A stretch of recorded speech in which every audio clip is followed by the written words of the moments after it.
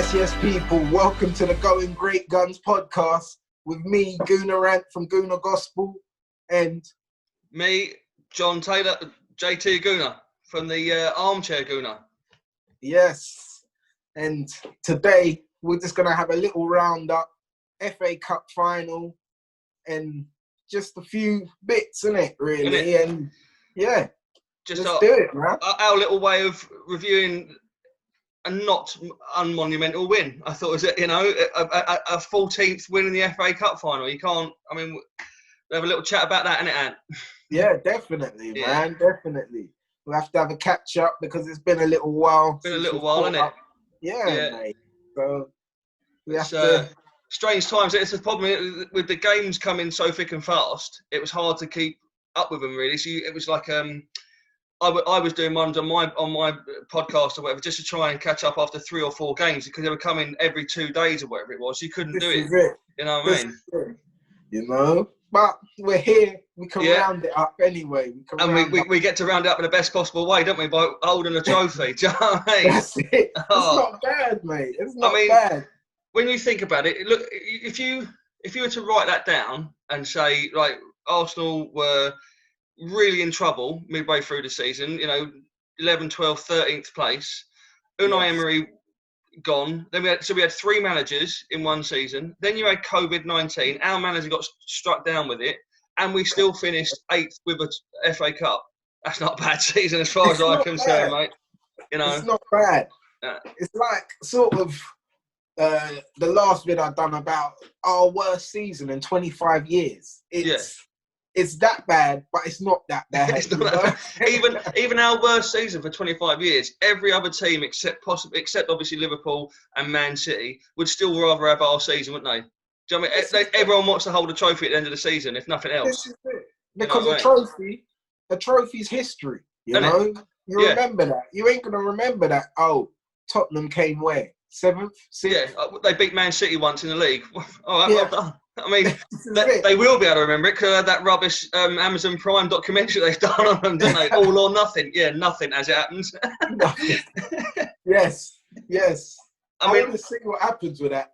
And not only that, not only has it been, and we'll get to the cup final and the actual game in a bit, but just the deliciousness of winning that FA Cup final against Chelsea, meaning that Spurs now have to play a minimum of 3 games just to qualify for the group stages of the Europa League. Unless we relegated them, it couldn't have got better, could it? It couldn't have. Do you know what? Actually, I was hoping, this is bad, but I was hoping that they came where Wolves came. We just knocked them out. Couldn't have been at all. By then. But it's almost better that they've got to play 3 really rubbish games now, isn't it? Yeah, this is it, mate. A few more games on top. Have that. That's yours, mate. And you think as well, in the current climate, when we've got, like say the news today about Arsenal having to lay off 55 people, Spurs must be even in more trouble because they've just built that brand new stadium. They can't fill it. I know we're not going to be talking about Spurs. It's not a Spurs podcast, but you've got to worry for the state of all of football. If Arsenal are struggling, then you've got to think to yourself, who else is struggling? This is it. It's not, and sort of I've listened to sort of a few news articles and read a few bits, and everyone's sticking it on Arsenal, and it's not just going to be Arsenal. There's going to be a few other teams that have to go through this, and it's harsh. And as harsh as it is, they're a business. Exactly. And it's dreadful, but.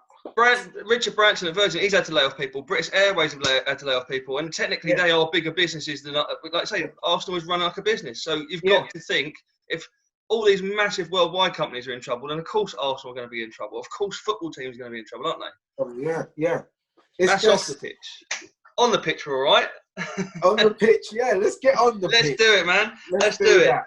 Because do you know what? I'm getting excited talking about it as I was on the Saturday. FA Cup final Saturday. I hate it being at 5 o'clock in the afternoon. Yeah, I was nervous, man. I don't know about you, but I was really bricking it all the way up to 5 o'clock. I was like, once 5 o'clock kicked in, I was like, only half an hour to go. I started to sort of calm down. I was proper FA Cup day about it. I was really buzzing for that cup final. Yeah. To be fair, do you know what? That cup final, I don't know. I had this slight confidence. I don't know Right. what it was. I don't know if it was 2017 coming back or thinking that, do you know what? We beat Man City in such a convincing way. Unbelievable, wasn't it? You know what I mean? It made me feel like, do you know what? I'm not bothered. Even sort of when that first goal went in, I sort of had this feeling that, do you know what? I'm still calm. You know? Did you get the feeling? So when Chelsea went 1-0 up, there was a chance. I think just before that, when Xhaka gave the ball away and they nearly scored, they nearly went 1-0 up then. But so at that point, I was like, oh god, it's going to be one of those games.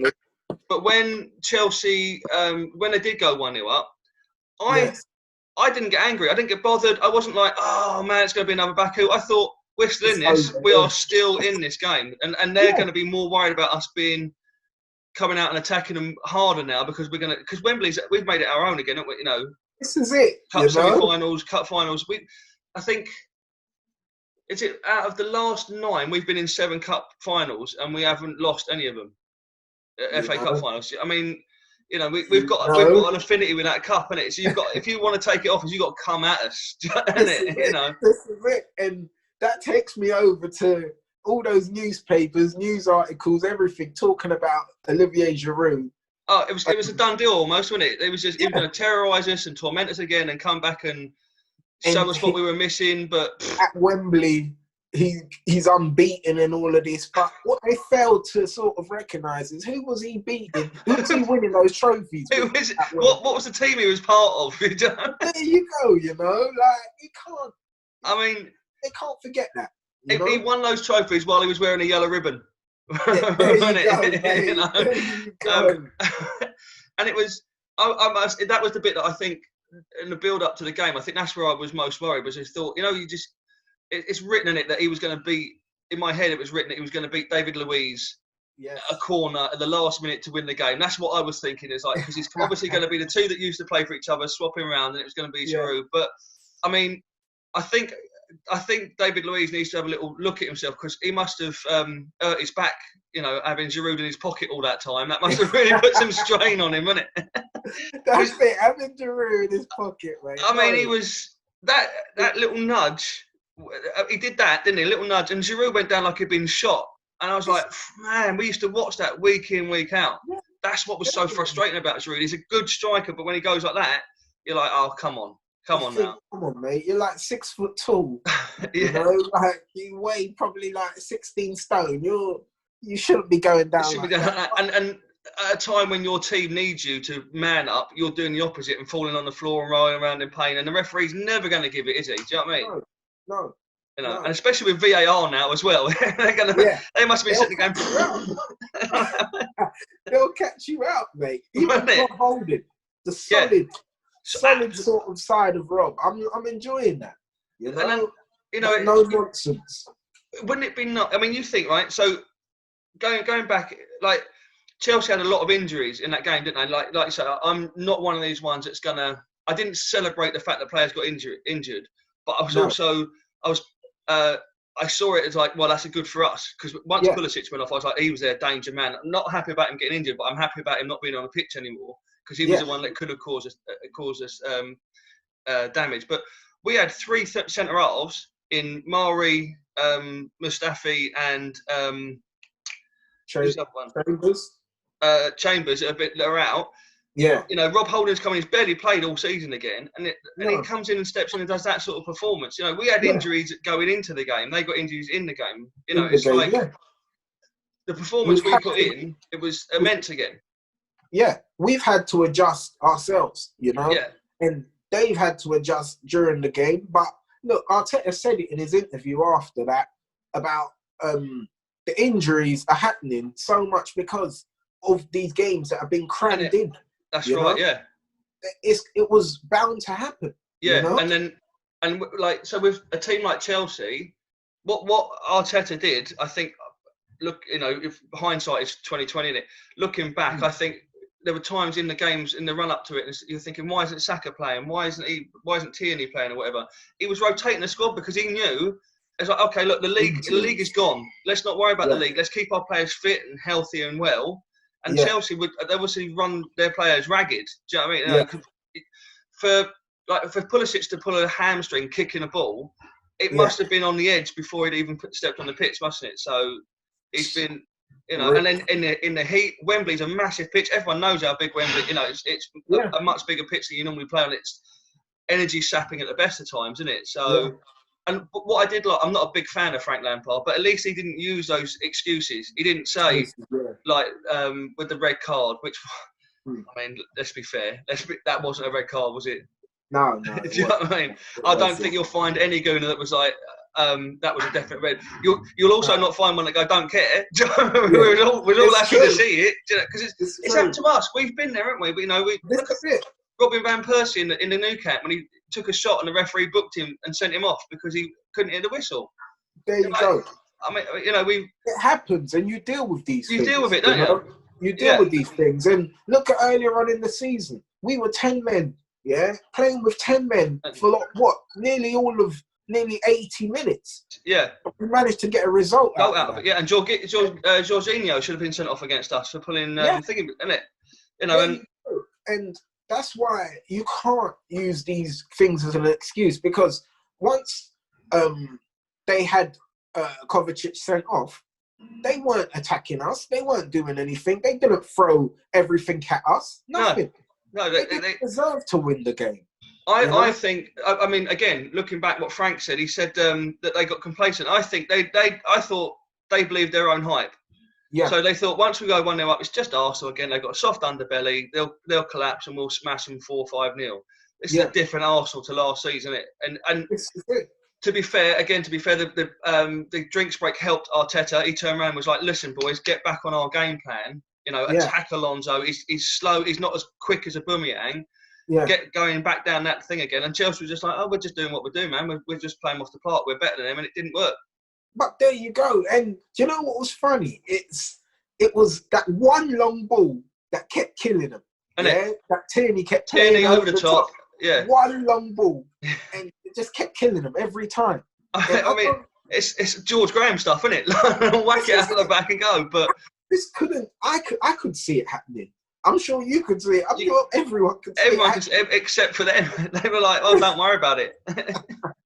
Don't worry about it. They won't get. I mean, it's almost like they didn't know or hadn't seen the Man City game as well. That our second goal was a long ball over the top from Tierney for Aubameyang to chase onto. It's a tactic now, isn't it?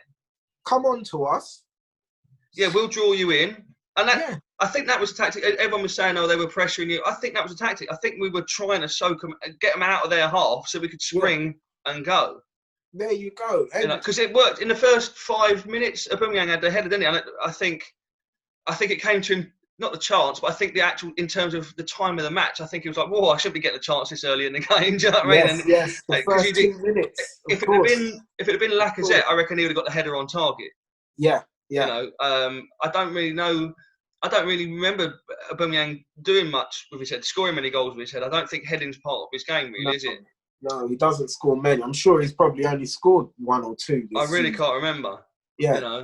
But I just... Go on. Do you know what? Yeah, it's for the second goal. Yeah. The thing is, Hector Bellerin, I know he's got a lot of stick this season. And maybe even last season, I think he was out with the ACL. But I think this season sort of it's been slow progress. And do you know what I enjoyed about him is that it was like, I know Arteta had him defending, but it was like, do you know what? Chuck the rule book out the window. I'm just going to run. Yeah. And he ran past their whole midfield, ended up in the defence. Just came out of nowhere, didn't he? Just went, boom. Yeah. Like, you know what? Fuck this rule book. I expected it one bit, because it's so quiet in the stadium about the fans, I expected to hear him go, meep, meep, like the road runner. Road runner, mate.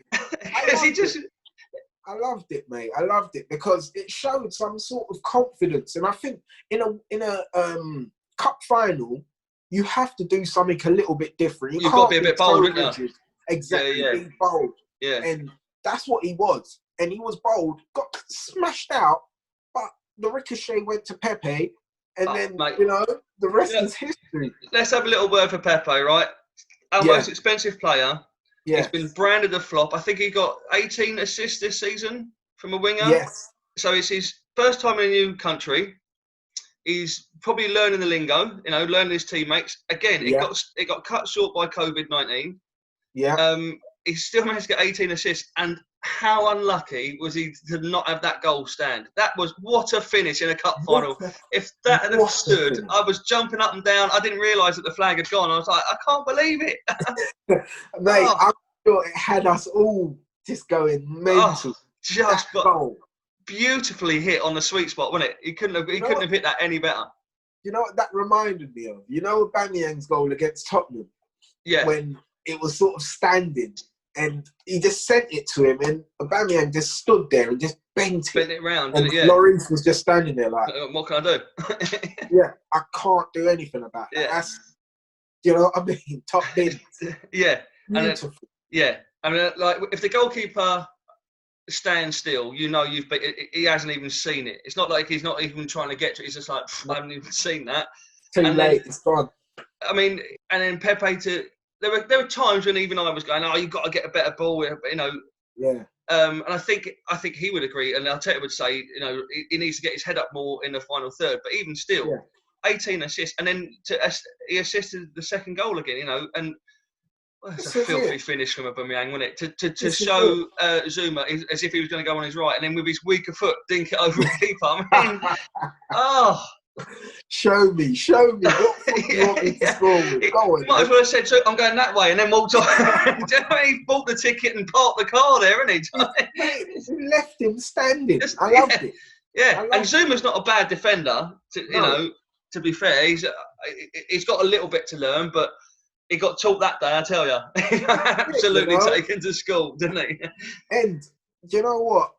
I know Lacazette, he probably had one of his most quiet games. But you know what I liked about Lacazette was his pressing.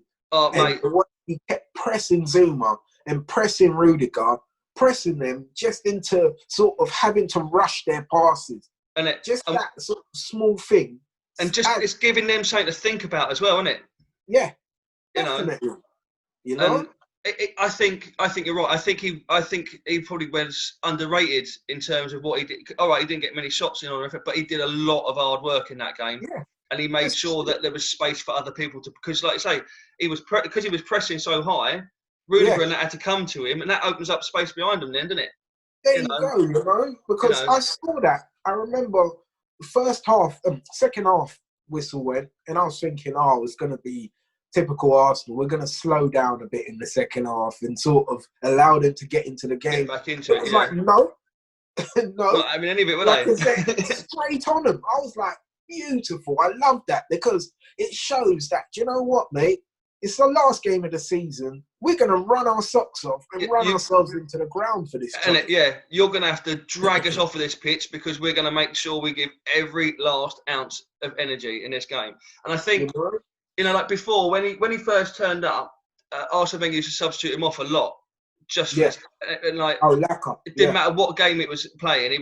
But this time he came off early, not because of a poor game, but because he'd run himself ragged, hadn't he? And he'd taken beatings and bufferings, and it was like, you've got nothing left to give, fella. You've laid it all on the pitch. Well done. Come off. You've done your bit, mate. Like you've done what's asked of you.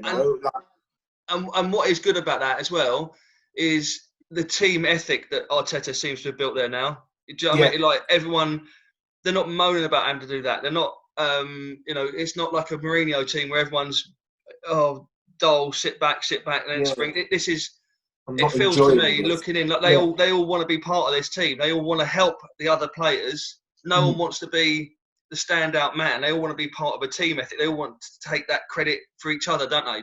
That's what it feels like to me. This is it. No, that's exactly how I feel about it. It's more about the team rather than the individual. And it's like everyone is sort of bigging up the other person. Like look at Martinez and Aubameyang's interview at the end, where Martinez was crying. Oh my God! He's saying to Aubameyang, "No, it's you," and Aubameyang saying, "No, it's you, mate." Yeah. everyone is sort of like, here, have it. Have it. Yeah, you take the credit. It's like in the Watford game, Nketiah was through one-on-one, and he tried to give it to Aubameyang because he wanted him to get the golden boot. And it's like, oh man, take the, you know. But they're trying to get their other teammates the glory. They don't want to cover themselves in it, and that's really cool. It's really cool to see. I remember sitting there thinking, what are you doing? And then sort of giving it a minute to myself and thinking, do you know what? I can't even be mad at him for that because he's thought about someone else over himself. You know, he wants his teammate to do well, doesn't he?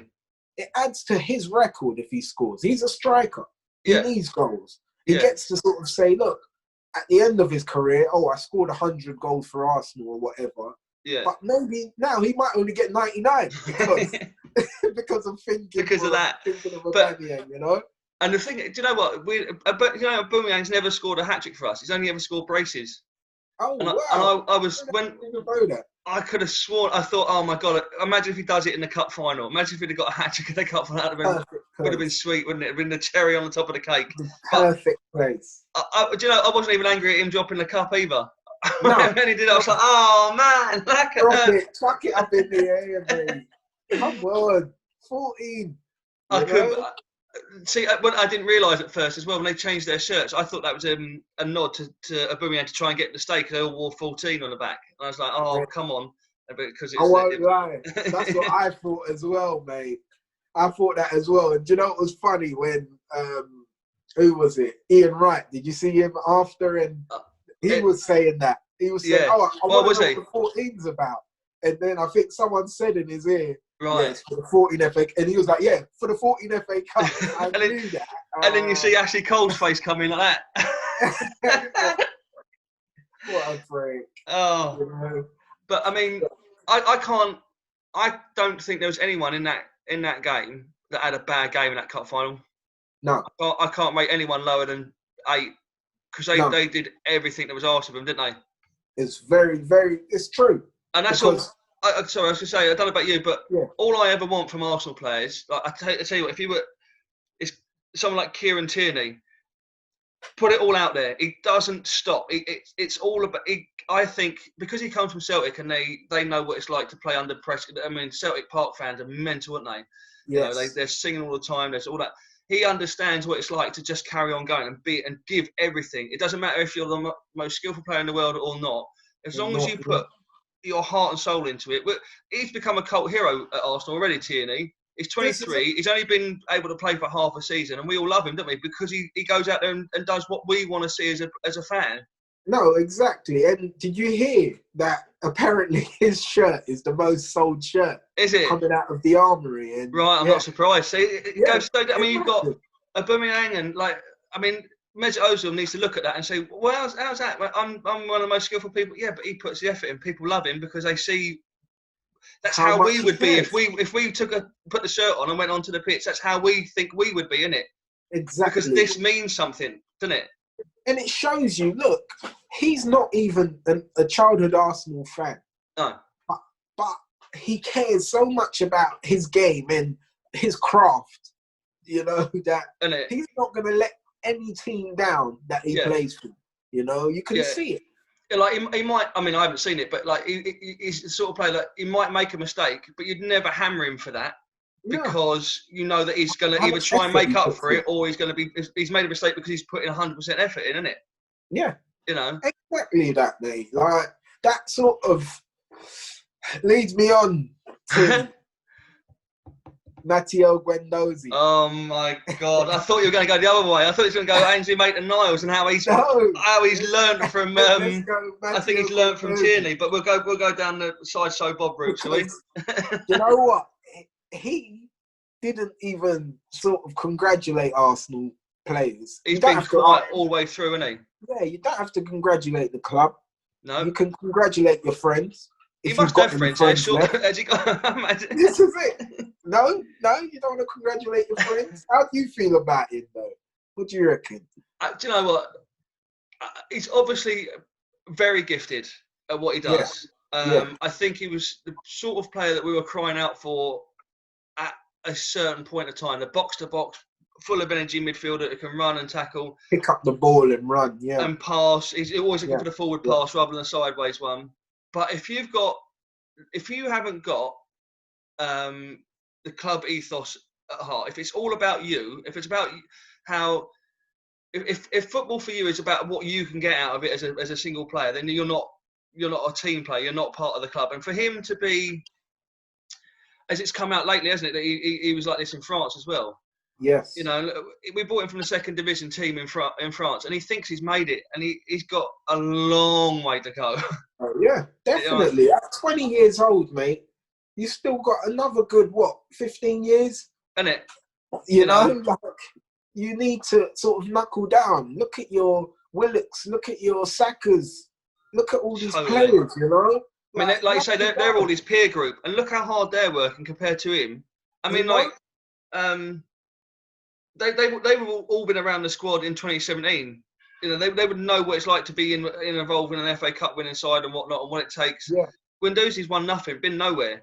Do you know what I mean? No. And he's giving it the big one. He's the one that's going around going, "I am the big I am." It's like, hey, whoa. Do you know what I mean? You know?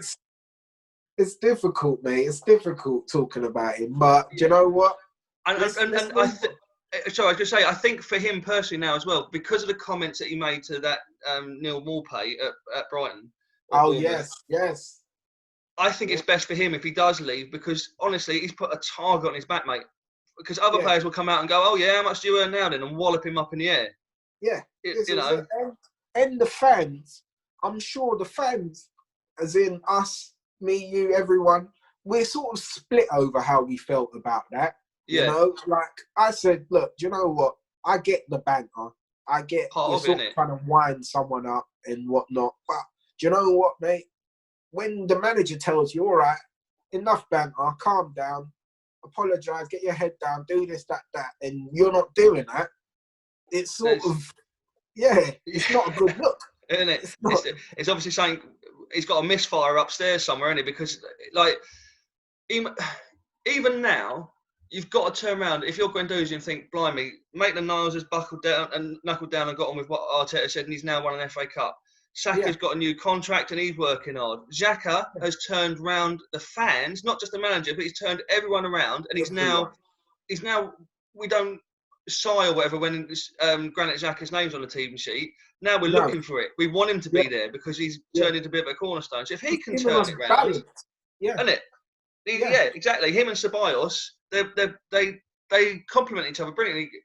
You know, and for him to be able to do that and turn that around, Guendouzi had the chance to do that as well, but he's obviously not taking. He obviously thinks too much of himself. This is it. So, and rumours are that Emery wants to buy him again at Valencia. Well, if we can get money for him, then see you, innit?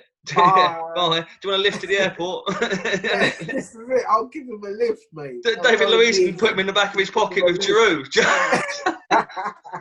No, mate. Listen, for me, any player that doesn't want to knuckle down and play for the shirt, the badge, play for the club, can do one. Yeah, absolutely. I supported Arsenal before all of these players were here. There we go. And I'll support them after they all leave. So for me, the club comes first. I don't put any player higher than the club, and especially when you're 20 years old and you ain't won anything for us. You've not won anything. You've not really left a mark on the club. Do you know what I mean? You haven't. It's not like Anelka came in and was like, "Whoa, this is some 19-year-old we've got here." Do you know what I mean? Yeah.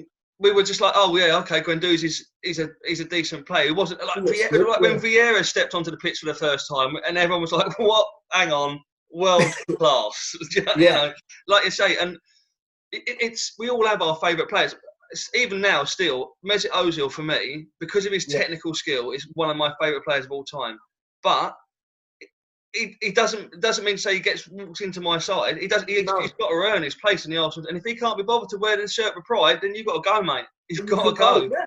There you go. You know, like we've all got him. You know, and like I'd say the unpopular opinion. I'd say it about Aubameyang. If he doesn't want to be here, he can go. If he doesn't want to sign the contract and whatnot, then you've got to get rid, haven't you? You've got to. It will be difficult, but do you know what? We've had great players here Oh, that have left us and yeah. we've stayed. Do you know what I mean? Isn't it? Because that is one thing that stays is the fans, Yeah. and the club. Yeah. That's one thing that stays the same. Players come and go. No, all the time. You think about the players that have left since just under the Arsene Wenger time. So you had right at the beginning, you had Paul Merson, and then you get like Tony Adams retired, Bergkamp, Henry, Anelka, Perez. All these players have been and gone. We're like I say, we're still here. We're still wearing the shirt. We're still supporting the club. It genuinely wouldn't bother me if we was in second division. I'd still be supporting Arsenal. I don't support them for what they can give me. I support them because they're my club. Yeah, and you sort of feel stuck to them. You feel like it's like I always say this. It's like a bad marriage. You can't leave. Like it's just sort of like yeah. You want to sometimes. Don't leave me. Like it's what it is. And they reel you back in. A little FA Cup win and you're back in love with them again. I love you, baby. Yeah. It does feel like that, Like, and that's what, do you know what?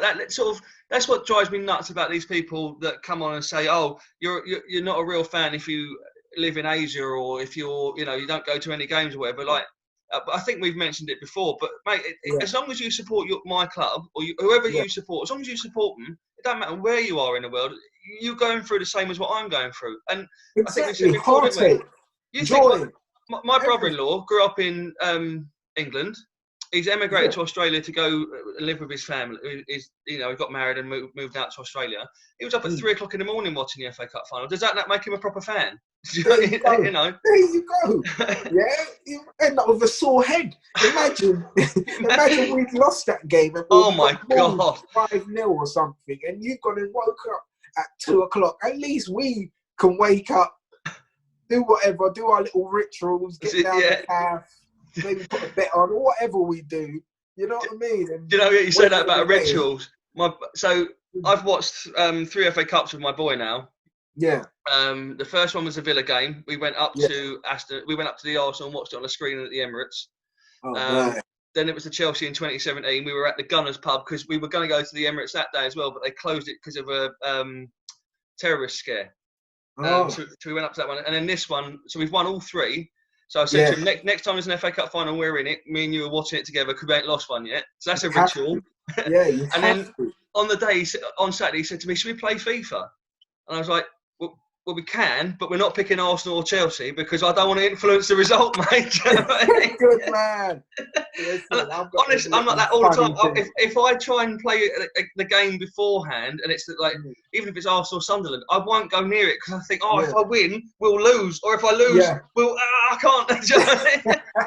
You see, I haven't even, to be fair, I haven't got a cup final ritual or anything, but I never put any bets on Arsenal. If I do an accumulator, I don't bet on Arsenal at all. No, never, ever. Like, no. Every time I put an accumulator, Arsenal's out of it. The only time I'd ever bet them, I've done it when I don't bet I bet very rarely anyway. But if I do, it's only when I go to a ground. If I'm at the ground, and what I normally do is I'll bet against us. Yeah. So that if we do lose, then I've got to make myself feel better, innit? Safest way, innit? Safest way, mate. Yeah. But nicely, when we're hopefully we're starting to shake off the losing tag anyway. I know we had a couple of dodgy results, Brighton and whatnot, and Man City, but it felt, I don't know about you, but it felt like we just saying a minute ago, it felt like something's clicked in the cup final game as well. It's like they get it, they understand Arteta's philosophy now. This is it. It's the big teams that, it's funny to say this because it was the other way around for so long. It's the big teams I'm not too worried about. And it's strange, yeah. And I think it's because sort of work something out for them. Like again under Arsene Wenger, really, it's almost got to the point where teams like Liverpool, Man United, Man City and Chelsea, we have better games against them now because they play football more. So they'll leave space open for you and whatnot. And now that we're a bit more confident about that, we can use that to our advantage. Whereas like the Brightons and Bournemouths, people that are scrapping, we're not used to that again now. It's like, how do we play against a scrappy centre forward who's going to beat our players? And that's when David Luiz loses his head. Yeah, when he's up against players that are putting elbows around and all that sort of stuff. this is it. Yeah, And I just think we need to. I think the good thing is that we are getting that resilience, like you say, we're getting that thing back where like we're not feeling. As a fan myself, I'm talking for myself. yeah. But when I see Liverpool or Man City, or I don't get that feeling now where we've already lost it before we even turn up. Yeah, Isn't it? that feeling of dread that comes over Comes you. with it. Oh, we know what's going to happen here. We're going to get turned over 3-0. And this is it. And I think for a long time, we've sort of I don't think we mind losing. It's putting everything in it. You know, when the players can leave the pitch and say, do you know what, mate? I've given it 110%. The best team's beaten us. Fair enough. We take it on. We take it. Yeah. But when you go and get mauled 3-0 in the first half, and then the second half, all they're doing is passing it back and forth, making us look like muppets. Yeah, basically Olaying us. Yeah, basically Olay for 45 minutes. I'm Minutes, talking about Man City, basically. Yeah. I remember when that happened, but I feel like Arteta's sort of drilling it into them, and I think over time he's got to make mistakes to sort of He has to learn team. from them, doesn't he? You know, like you say, yeah, totally. And then I think one of the things that he's, for me, looking in, that he seems to have done, that we hadn't done for years, probably since George Graham, is knowing when to attack and when to defend. And that sounds funny, but like you said about the Bellerin run, he allowed him the intelligence to say, now I can make a buccaneer and run forward. Whereas before, under Arsene Wenger, it was like, express yourselves, you can run wherever you like, play the ball wherever you like. No, there's time and a place. And what we were doing towards the end of the Wenger era, we were trying to attack everyone, didn't matter who they were, and we just didn't have those sort of players anymore. So we were getting picked off. And I think Arteta's saying, no, look, these are our times to attack. These are your times to defend. When it comes to defending, don't be afraid or ashamed of defending. It's part of the game. So defend, and then spring forward and attack. That's how it works. You're gonna, if you look at a lot of Man City's goals, they're all tap-ins from the 6-yard box, because what they've done is they've sprinted down the other end, and the cross comes in, and like they've had to go towards the ball, and you've got a man in the box just waiting to tap the ball in. I think you can start to see that coming. We're doing the long ball over the top for Aubameyang. I think you're starting to see that sort of system. I'm not saying we're going to be as good as Man City, but you can see that those are coming, you know. But these small things that we're adding to the game, and it's adding to a good sort of vibe as well. It's feeling good, you know, because you need to feel good as well, because that sort of whenever we sort of conceded a goal, heads went down, and it's like, we're just gonna lose. We're gonna lose. So do you know what? I'm not even bothered anymore. Yeah. But now we lose a goal, heads are still up. Yeah, we can still get back in it. We're still Arsenal. Yeah. Come on. You know, look at the Chelsea. Like I said earlier, look at the Chelsea when we had a man sent off, and who was it? Martinelli made that run. Oh yeah, and he Kante fell over, didn't he? And he went through, didn't he? And scored an amazing goal. There you go, and that showed something. You know, that sort of showed, I think, probably the turning point. Yeah. You know? And I wonder if not having the fans there for the last couple of weeks has helped Arteta's system grow, because I agree with that. I wonder if all the fans had been and we'd gone 1-0 down after missing Aubameyang's chance and then going 1-0 down. I wonder if the fans would have gone, and then you start to feed off of that, and the players start to think the same thing. Whereas now they've got the confidence to say, well, don't worry about it. Come on, get yourselves up. We can turn. You know, there was no when they scored Chelsea. There was none of the Arsenal players would turn around blaming each other. No. There was none of that. Oh, you should have done. You know, it was like, come on, get yourself. Remember that? We've still got 90 minutes pretty much left because the amount of injury time. Don't worry about it. We go again. We go again. You know? Yeah. We go again, and that for me, a lot of that comes down to our goalkeeper as well. Yeah, you got line sort of keeping him calm. It starts from the back, doesn't it? If you've got confidence in your keeper, then you know you can ping it around at the back and not worry about him booting it out to touch or whatever. Yeah, this is it. Look, going back to the first video we done together, and we were talking about sort of Leno and Martinez, and I said unpopular opinion, I choose Martinez over Leno. Unpopular opinion, but I'm seeing it starting to become a bit more of a very popular opinion now. Yeah. You know? Yeah. And we saw it. We could see that. It's something in Martinez that keeps everyone calm. He's very calm on the ball. Even when people are coming in, he's not panicking, you know? And you trust him.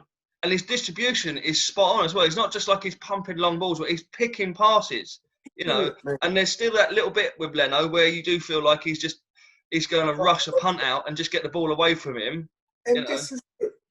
Whenever you see Leno kick it, I hate to criticise him because he's a great goalkeeper. Yeah. But sometimes whenever you see him kick it, it goes to the opposite player. And I'm thinking, why isn't your long kicking all right? You're a goalkeeper. You know? But that's what Jens Lehmann, when you watch Jens Lehmann, when he used to take goal kicks, he used to chip them. So he'd take the amount of backspin on them because he couldn't get them very far. So he just thought, well, I'm going to launch it back to there or whatever, you know, make it drop short, could give us more chance. His distribution was poor, but he was a great goalkeeper, Leno. Yeah. Maybe it's a German thing. I was about to say that. Maybe it's the Germans we get. But I mean, like, goalkeepers we end up with. You look back at Peter Cech's first game. He played for us against Man City under Emery. Sorry, his first game under Emery. He nearly booted the ball out into his own goal because he just couldn't get into his head this passing thing. You know, he was one of the last few. I don't do that. I just boot it out of my hand down to the next half of the pitch, isn't it? And so it was. It's taken us a long time to find a goalkeeper. But he's been there the whole time. That's the other thing. That's the annoying thing. We're saying it's been a long time to find him. He's been sitting in our club for 10 years. This is it. And fair play to him for not moving on. For me, I really hope we keep him. I really hope we keep him over Leno. I know it's fucking... Well, it's not I think you'd get more money for Leno as well if you sold him. This is it, you know? You know what I mean? He's younger. People rate him highly. I mean, I'm sure Bayern Munich or someone would come in for him, you know, bring him back home.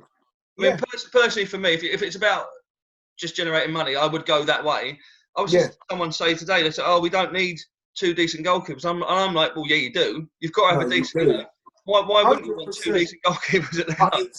But it's keeping two decent goalkeepers. That's the problem, isn't it? You know, and that's sort of where I come from with, like, I know 90%, we're going to have to sell one of them. One of them's got to go because they're not going to be happy with... Because if you're Martinez now, you're thinking, start a new season, I'm number one, surely, because I've kept it, you know, after what I've done. But Leno's like, well, no, hang on, I'm number one, though. So there's going to be that in there. I haven't done anything wrong.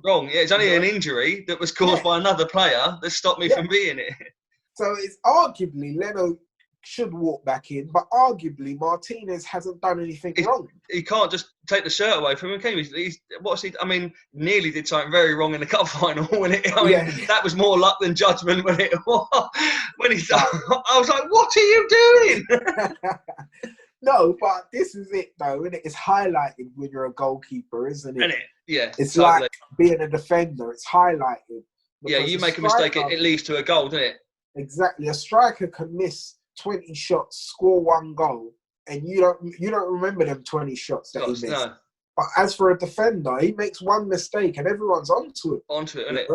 And you talk about that. Look, I think if you watch it, I remember saying to my boy who was sitting there watching the game, I said, look, if you watch Chelsea, they are not pressuring any other defender except David Luiz. When David Luiz gets the ball, they're trying to harass him because they know that he's going to make a mistake. He didn't, but do you know what I mean? He kept calm and kept his... But that's what they were thinking. He's the one that's going to get... Because they've obviously played with him as well, but all the press always pick up on the mistakes David Luiz makes. A lot of the time, the mistakes he makes are because he's trying to cover up for someone else. It's true. Against Tottenham, Sead Kolasinac' ball was a terrible ball to him, and yet it's David Luiz that gets to blame for not fouling the player.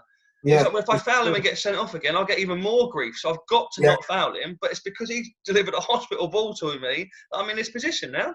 Very true, very true. You know, and I do think he gets a lot of bad grief for no reason, David Luiz. I mean, again, he probably wouldn't be my first choice central defender, but he's what we've got. He's one of ours, so you've got to back him as much as you can. Yeah, very true, mate. Uh, Very true. I agree with that, man. and he's won a cup. He left. He said, didn't he? I've left Arsenal. I I've left love Chelsea that. to join Arsenal to win I cups, love and here that. he is to the FA Cup, mate. I love that. Because do you know what was funny? Everyone laughed at that when it came out with that statement. I left Chelsea Everyone, to wasn't win cups at Arsenal. It's like, all right, mate, you're just there to get paid. Yeah. And then what happens? He goes and wins a cup. Oh, in his first come on. season, and Come on. gave two outstanding performances. One in the cup semi-final, one in the final. There you go, mate. Apart from the Pulisic shot, I can't really remember. And the Martinez one where he nearly handled it out the area. I don't remember Chelsea threat. I don't remember ever thinking, "Oh, we're hanging on here now." Well, this is it. I should have brought up the match stats for that, but I'm sure I don't even remember them having a shot in the second half. In the second half, no, not of note. Anyway, not of real threat. No, you know, Martinez was calm. He was just sitting there watching it all happening in front of him, talking to his family on his phone. I'll speak after the game. I'm in an FA Cup final, so hashtag busy, lol. No, mate. Listen, that was it was a great game, mate. I think it's one of my favourite cup finals, to be honest with you, because I always like going 1-0 down and winning 2-1. That's always a good feeling anyway, isn't it? Yeah, and to stop Frank Lampard from getting a trophy in his first season as a Premier League manager, that was even better. This was it, you know. It's not bad, but everyone's out comparing the two managers to each other, and Arteta's only done half the season. Yeah. We came in. Did he come in December? He came in, didn't he? Yeah. Yeah. And Frank had a year in the Championship last year with Derby, so he's done it for a year already. Exactly. I was just about to say that he's had a little bit longer, and I know some people say he took Derby from 6th to 6th, he took Chelsea from 3rd to 4th. I mean, there was a lot of people saying, "Oh, he's done a wonderful job" and all that sort of stuff, and he's picked youth. He had to pick youth over the transfer ban. And as soon as that's lifted, where's Callum Hudson-Odoi now? Where's Tammy Abraham now? You know, Tammy came on in the cup final, didn't he? But they went out and brought Timo Werner, Ziyech, or whatever his name is. You know, they're going out there spending money, aren't they? Yeah. Now that they can again, they're not worried about youth now, are they? They're going out and buying. They've got about 70,000 people on loan. It's ridiculous. I'm surprised my boys' team hasn't got one of their players on loan. They've loaned so many out. It's unbelievable. And yet, and really, that Chelsea squad, it's like I was saying before about the Spurs one. I was having an argument with a Spurs fan saying that their Spurs have fallen further than we have quicker, because they were in the top 4 last year and in the Champions League final, and now look where they are. They're celebrating getting into the Europa League like it was a major event. They finished. There you go. Was it 6? They finished 6th, I think. Yeah. And so that squad and Chelsea's squad should have been right up there, shouldn't they? They should have been. So Chelsea would, I would say, 3rd and 4th is about par for them. Once you take Liverpool and Man City out of the equation, in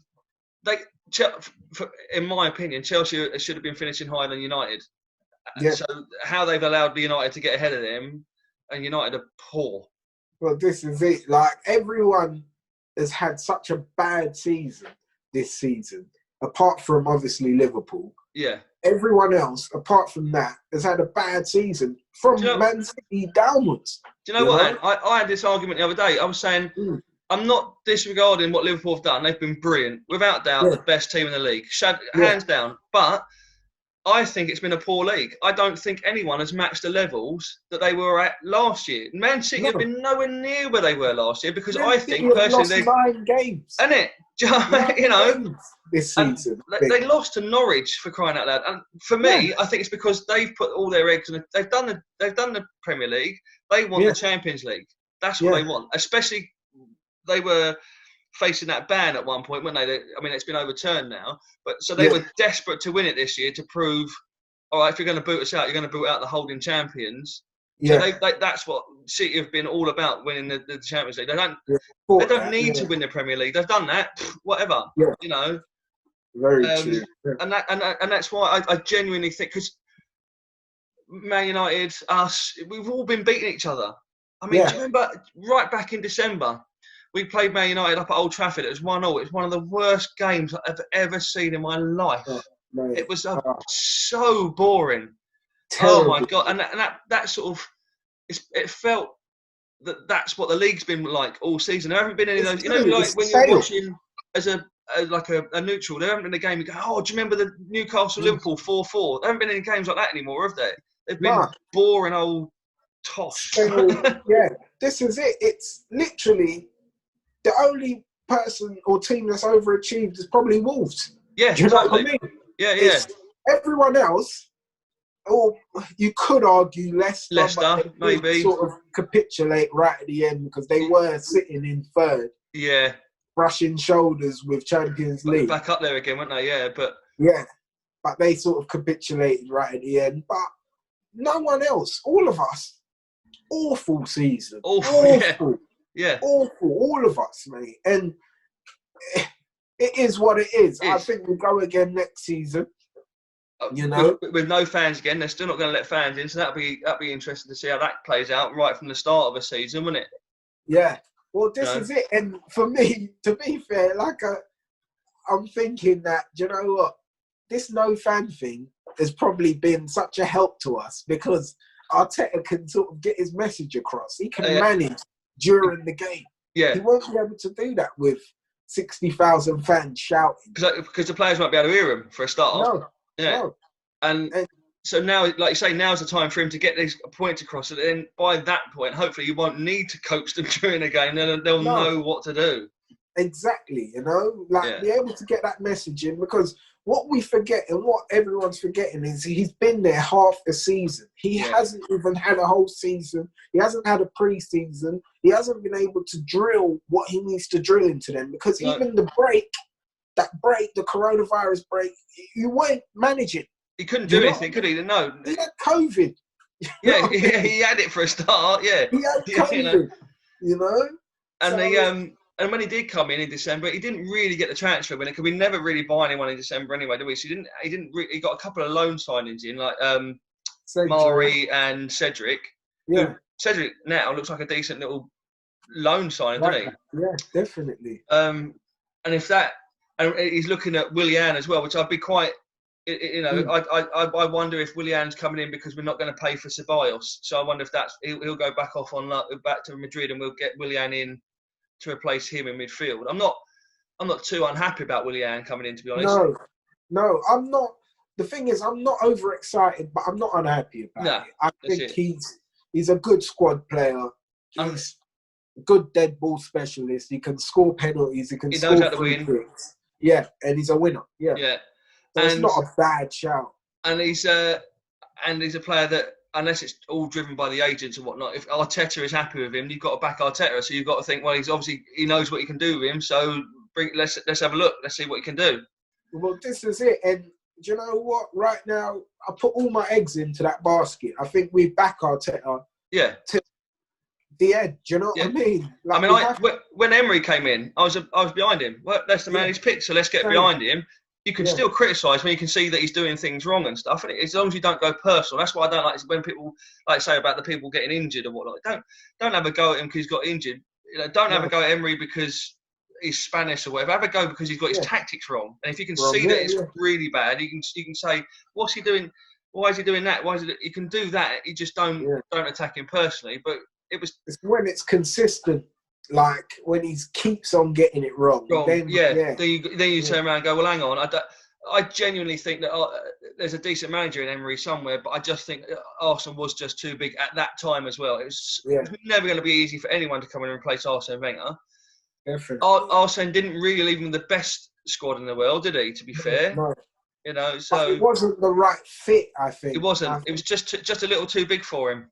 Yeah, I think it wasn't the right fit, and I think the issue as well, the fact he didn't speak English, he hasn't really spent much time over here as well. Yeah. That doesn't take away from his managerial ability because he was a good manager. He's a serial winner. And he obviously lost FA Cups. He obviously lost Ozil, didn't he? And once he lost a player as big as him, then it was you know, Arteta's done it the other way around. You know, he came in saying, "Oh, Ozil's going to be my man," and then he's gone, "No, you're not." Do you know what I mean? So he's put his foot down and gone, "Nick, I'm the boss." Yeah. You know, I love that. Yeah, because I think people might have thought maybe they're going to get a bit of an easy ride. Especially they played with each other, didn't they? Soft touch. That guy. Look, I'm getting paid to manage Arsenal. I will do it the best way I know how. This is it. And if it doesn't work out, I get the sack, not you. Not you, so, yeah. You know what I mean? Yeah, it's a good point, isn't it, actually, yeah. Yeah. I love that. I love that about Arteta, man. Yeah. I think hopefully he's here for a long time. Hopefully, you know? Yeah. No reason why not. He's won the FA Cup in 6 months. Let's see what he does for a whole year. Do you know what I mean? This is it, mate. This is it. Emery took us to the Europa League. League. And do you know what? It would have been good if he'd won it. But in a way, it's worked out for the best, really. I think, isn't it? Yeah, I'm happy he didn't, because we wouldn't have got Arteta. Yeah, you know? They would have probably given him they would have given Emery a whole season to try and turn it around, rather than go, no, that's enough. Because if you think about it, it wasn't just the cup final either. It was the end of the season. You know, the games against Crystal Palace. That's what we were starting to really drop. And in the beginning of this season, it was like he can't. He's lost. He doesn't know what he's doing now. He's lost the whole dressing room. No idea. Yeah. But do you know what? Like I said, I'm happy with our sort of appointee. Definitely. Mr. Arteta, I'm happy of the top four or the big six. The teams that have changed their manager this season, I'm happier that we got Arteta than I would have been if we'd have had. And I hold my hands up. I wanted Capello at the time. I thought he's a proven winner. He's done it with Chelsea. His quality is classy behind the mic. You know, he knows how to deal with the press and whatnot. Yeah. I would never have taken Mourinho in a month of Sunday. I've never liked him, even when he was winning stuff. I can't stand Mourinho. I just think he's the wrong fit for my club. Obviously, I would have backed him if it had been my manager, because you've got to jump behind him, haven't you? But you have. But looking at it now, I'm much happier with Arteta than I would have been with anyone else. Young blood. You know? Yeah. He obviously gets and loves the club, doesn't he? He feels the same way, you know, because when he played his last match, he was crying, wasn't he? He was crying that he retired. I saw that interview, mate. And I always thought he was all right. I didn't think, he's going to be this great manager, or he was going to be this great player. You didn't see it in him, did you? No, and that's not me jumping ahead and saying he is a great manager. But he's got the ability to be, hasn't he? That's what we're looking at. With the right resources behind him and the right people backing him, he can become a great manager. And that's why I hope Arsenal take advantage of this opportunity that we have with him. And back him. him. And just give him what he needs. Because it doesn't have to be financial. Someone else will. Yeah, because it doesn't have to be financial backing, but just say to him, you've got our backing. We will back you to the hill. Yeah. You know, because look what he's done with Mustafi, Luiz, Holt. He's got them playing football properly. Yeah. You know, if he can do that with players that even Arsene Wenger couldn't get a tune out of, a lot of them towards the end. So he's obviously got something there. I mean, it might be his backroom staff, we don't know, but there's something there. So if he can do that with those players, what can he do with players that he identifies as the ones that will fit into his system properly? That he actually wants. And trust. And are open to learning new things. Yeah. And taking things on. Mate, the future's bright, hopefully. Hopefully. You know? Bright like our not as bright as my head. On my forehead. But it's bright, mate. I've got a 5 head now, look. Mate, don't even start. I'm fucking, But no, mate, this was a nice catch-up, man. Yeah, man, that's good. Nice catch-up, mate. When I think the next season starts next week, doesn't it? It comes out so quick, doesn't it? It feels like that. Because we got Europe on. What's it? Chelsea playing Bayern tomorrow, aren't they? Friday night. Yeah. They've got all. I mean, they're already out. Are they 3-0 down already? Aren't they, Chelsea, for the first leg? I want to watch it to see them get smashed. Just to see how bad it gets. I don't know what Lampard's going to do for that game. If he's just going to put his kids out, or who's he got left? He got 3 injuries in a game against us. That was badly timed, wasn't it? To lose Pedro, Pulisic, and Alonso, wasn't it? Not Alonso. Azpilicueta, wasn't it? Azpilicueta, yeah. Yeah. But we've got 29th August. We've got Liverpool in the Charity Shield. Yeah. At Wembley, our second home. Yeah. Back at home, Yeah. at home, mate. My boy was like, "Oh, I'm so glad we got Liverpool." I'm like, "What are you talking about?" Go on, your boy's giving it the confidence. He's loving it, mate. He can't that's wait. The confidence we need. That's mate. what we need. Like, That's it. I can't wait till we get to that point in a few years, hopefully. In a few years where we're like, come on, Liverpool. Where other teams looking at us going, oh, Christ, we've got Arsenal this week. We'll get back to that, don't we? It just sounds funny, mate. Other teams like, no, not Arsenal. of all the teams. Because these last few years, it's been like, yes, we've got Arsenal. Yeah, 3-point lane. Yeah. Do you know what I mean? Touching. But gone are the days, mate, hopefully. They're behind us. And Arteta's drilling it into them that you can't be walkovers. Yeah. And it's his managerial sort of style is shining through in the players. That they're not walkover. He's not a walkover. He was never a walkover as a player, was he? Yeah, stand up, stand tall. Be a man about, fight your battle. Yeah, definitely, man. All respect to him, mate. Definitely. All respect to him. Definitely. So I suppose our next catch-up will be, because there won't be friendlies, will there? No. There'll be pre-season friendlies and stuff. I don't even think they're going to do those, are they? No. So it'll be the Charity Shield, but it's only a couple of weeks, like I say, 29th of August. What is it, 22 days away or something, isn't it? Yeah. Well, we'll have a catch-up. We'll say... We can have if so, go for a couple of weeks when there's some there might be some transfer news or whatever. We can have a little catch up, little round up then, can't we? Yeah, and see what we can laugh. We can laugh at Man United and Chelsea in the Europa League and the Champions League and whatnot. We can do that, can't we? Yeah, definitely. Let's I don't mind doing that. Up, man. I'm up for it, mate. I'm up for it. But yeah, mate. If anything. Lovely catching up with you. Yeah, and you, man. And it's the armchair. It's always lovely doing it when we've got 14 FA Cups. This is it, mate. Up the arse. Up the arse. All right, man. Yes, mate. Well, you take it easy. Yes, you too, man. All right, and thanks to all the guys out there for watching and listening. That's it. You know where we are. Stay Click like and subscribe. Should probably put a number up there, should we? yeah, that's it. Subscribe, like, share, comment. Join in, man. Join in, mate. Send messages. We'll give you shout outs. Definitely. Yeah, all that. Yeah, mate. Loving it. Keep supporting, man. Keep supporting. Keep supporting, and we'll see you for the Charity Shield. That's it. Nice one.